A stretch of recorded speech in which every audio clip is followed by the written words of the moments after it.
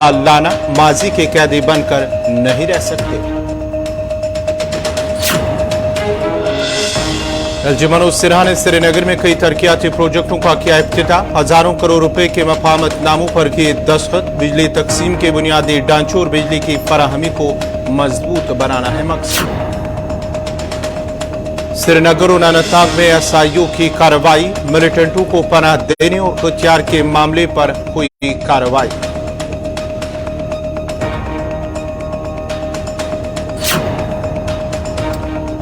Director school education ने असातिज़ा को दी हिदायत। नेशनल एजुकेशन पॉलिसी पर अमल करके बच्चों को दे क्वालिटी एजुकेशन।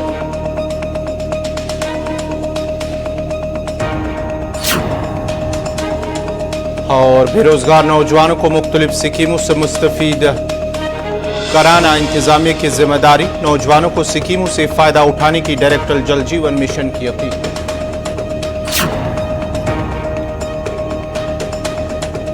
और अब पेश है खबरों की तफसील। सुप्रीम कोर्ट ने शहरों, कस्बों, सड़कों और दीगर चीजों के कदीम नामों की पहचान के लिए एक रीनेमिंग कमीशन बनाने के मुतालबा वाली अर्जी को खारिज कर दिया।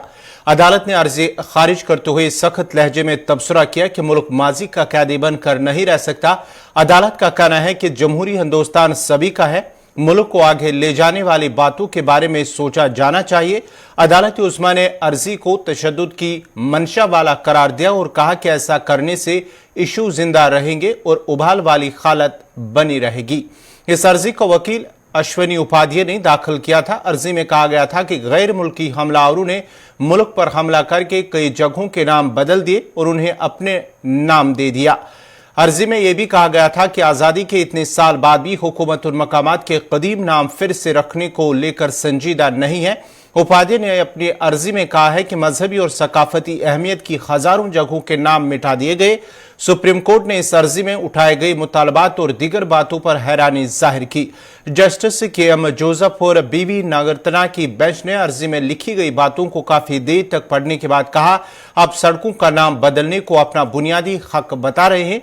आप चाहते हैं कि हम वजारत दाखिला को हिदायत दें कि वो इस मामले पर कमीशन की तश्कील करे। इस अर्जी पर खुद ही पैरवी कर रहे उपाध्याय ने कहा है कि सिर्फ सड़कों का नाम बदलने की बात नहीं है, इससे ज्यादा जरूरी है इस बात पर तवज्जो देना कि हजारों जगहों की मजहबी और सकाफती शनाख्त को मिटाने का काम गैर मुल्की हमलावरों ने किया। इस दलील पर जस्टिस जोसेफ ने कहा है कि आपने अकबर रोड का नाम बदलने का मुतालबा किया है। तारीख के मुताबिक अकबर ने सबको साथ लाने की कोशिश की, उसके लिए उसने दीनी इलाही जैसा अलग मजहब शुरू किया। अदालत ने ऐसी इजाजत न देते हुए अर्जी को यह कहकर खारिज कर दिया कि आप सिर्फ इशू गर्म रखना चाहते हैं, मजहबी इदारों से ऐसा कुछ करवाना चाहते हैं जो सेक्युलर नहीं है। हमारा वाज़ेह मानना है कि हम माजी के कैदी बनकर नहीं रह सकते। इस बात की इजाजत नहीं दी जा सकती कि माजी आज के भाईचारे को खत्म करे। बेंच ने वाज़ेह लफ्जों में कहा है कि तारीख को इस तरह नहीं देखना चाहिए और ना ही दिखाना चाहिए कि हाल और मुस्तकबिल की नस्ल इससे डर जाए।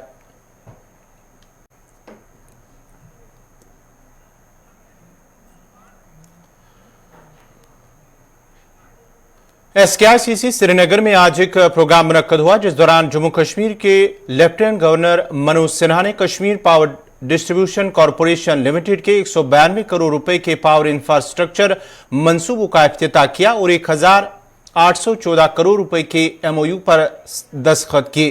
प्रोग्राम के दौरान RDSS के तहत Jammu power distribution corporation limited के लिए 2174 करोड़ रुपए के मफाहमतनामे पर भी दस्तखत किए। इस मौके पर कहा गया है कि इन मंसूबों से बिजली तकसीम के बुनियादी ढांचे को मजबूत बनाने और शहरी और देही इलाकों में बिजली की फराहमी को बेहतर बनाने के लिए मंसूबे तैयार किए गए।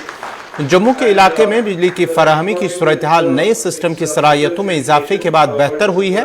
यह इकदाम जामिया तरक्की और आम आदमी की जरूरियात को पूरा करने के लिए हमारे अज़म की मिसाल देते हैं।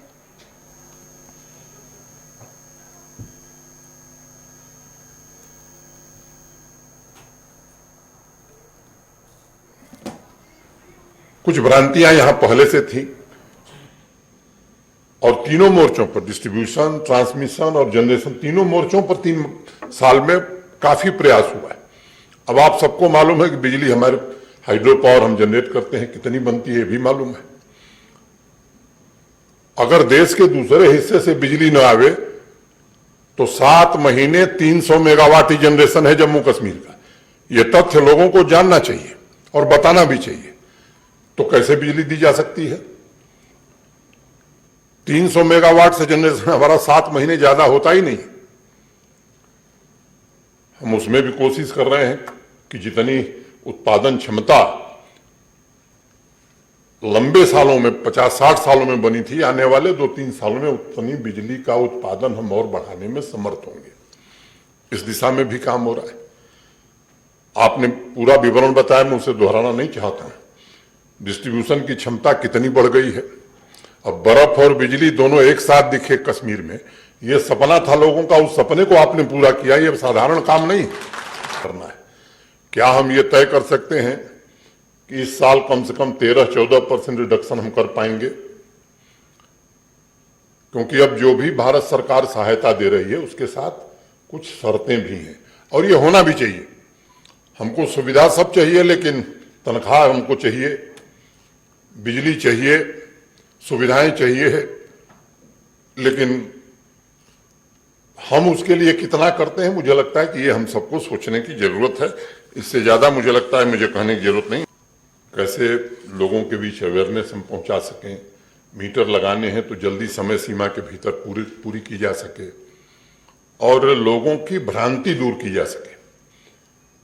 यहां सच को झूठ और झूठ को सच बताने में महारत हासिल है लोगों को। तो मेरा आप सबसे निवेदन है कि आम आदमी को बताने की आवश्यकता है कि इससे आपका कितना लाभ होने वाला है। अब बिजली नहीं रहेगी तो अस्पताल भी नहीं चलेगा, घर में रहना तो मुश्किल हो ही जाएगा, ढेर सारी व्यवस्थाएं नहीं चल सकती। ये एक व्यवस्था ऐसी चलाई जा रही थी जो जहां फेवरेटिज्म हो सके, जहां योग्यता को तरजीह न दी जाए, और ये व्यवस्था जानबूझ करके बनाई गई थी। जब भी व्यवस्था ट्रांसपेरेंट होगी, पारदर्शी होगी, यकीन मानिए उसमें योग्यता को ही लाभ मिलेगा, मेरिट और कॉम्पिटेंस को ही लाभ मिलेगा। और इसलिए हम उस व्यवस्था की तरफ जा रहे हैं जहां बिना कहे योग्य व्यक्ति को जिसको जो चाहिए वो मिल जाए।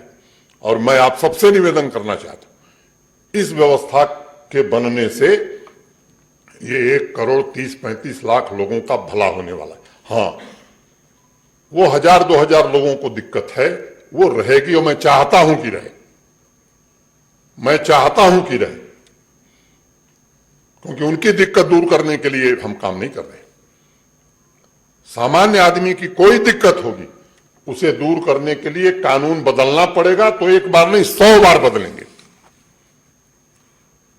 लेकिन जो सोचते हैं कि नहीं हमारे लिए ही सब चलेगा कानून, मैं समझता हूं कि ये न सोच ठीक है। और उनसे भी मैं निवेदन करना चाहता हूं कि वो दिन अब खत्म हो गए हैं। देश तेजी से बदल रहा है, हम दुनिया की 5वीं बड़ी अर्थव्यवस्था बन गए। जिस देश के हम कभी गुलाम थे उसको हम पीछे छोड़ चुके हैं। देश ने लक्ष्य रखा है कि आने वाले कुछ दिनों में दुनिया की तीसरी बड़ी अर्थव्यवस्था हमें बनना है। क्यों जम्मू कश्मीर क्यों नहीं ये लक्ष्य लेकर के चल सकता है? हमारे परिश्रम, हमारे उत्साह, हमारी योग्यता पर पानी फेरने का काम कैसे कोई कर सकता है? उसे हक कैसे दिया जा सकता है? मुझे लगता है कि ये सब जम्मू कश्मीर के निवासियों के पुरुषार्थ को चुनौती है। और इसलिए मैं आप सबसे निवेदन करना चाहता हूं कि इन बातों पर सोचने की और जनता को बताने की जरूरत है। वो मुझे याद है कि अकबर इलाहाबादी एक बात कहते थे कि हम आह भी भरते हैं तो हो जाते हैं बदनाम, और वो कत्ल भी करते हैं तो चर्चा। स्पेशल इन्वेस्टिगेशन यूनिट की जानिब से हथियार बरामदगी केस की तहकीकात के सिलसिले में श्रीनगर और अनंतनाग अजला में 4 मकानात को अटैच कर दिया गया है।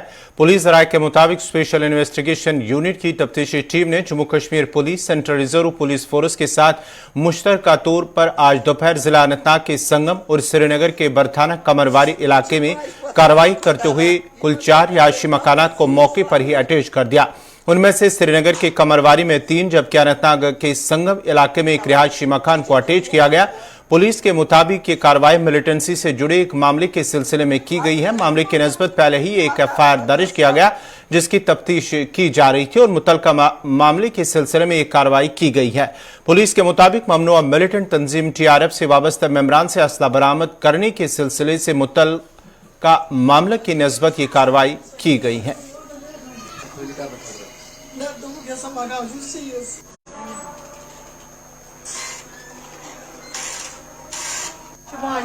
मुझे माश पता खुदा रहा ये मत करते ये मकासी सवाल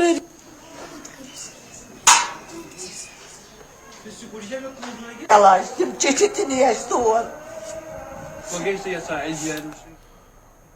नाजरीन खबरनामा जारी रहेगा। यहाँ पे छोटा सा तिजारती वक्फा।